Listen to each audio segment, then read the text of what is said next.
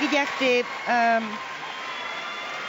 до момента една от треньорките в руската делегация, която е и техния академичен ум. Надежда. Трябват ми няколко секунди да се припомня фамилията, но тя е част от тази група специалистки, които изнасят академиите на Международната федерация по гимнастика с цел пропагандирането на спорта по света и у нас, включително до Тринидад и Тобаго. Не се шегувам, това беше последния им курс преди 2 седмици. Оценките 26,800 за Меркулова, Бундакова 28,050, няма промяна там. За Алябиева чакаме, играе Лето.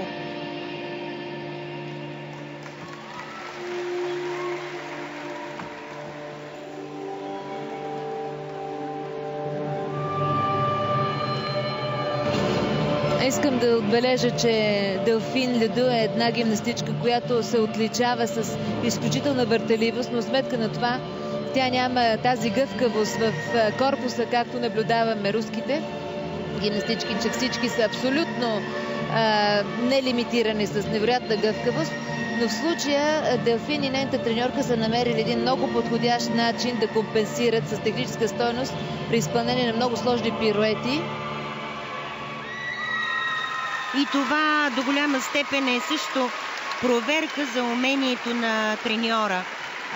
Адриана, връщаш ме назад много години.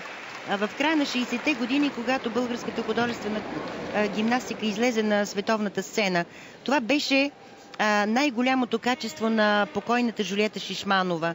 Жената, която вдъхна самочувствие на няколко поколения след себе си. Тя използваше качествата на всяка една от гимнастичките. Грацията и мекотата на Мария Гигова, която нямаше отскок.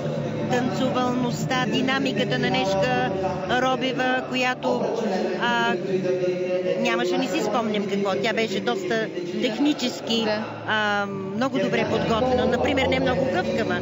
Румяна Стефанова, която беше един бързак на бързаците.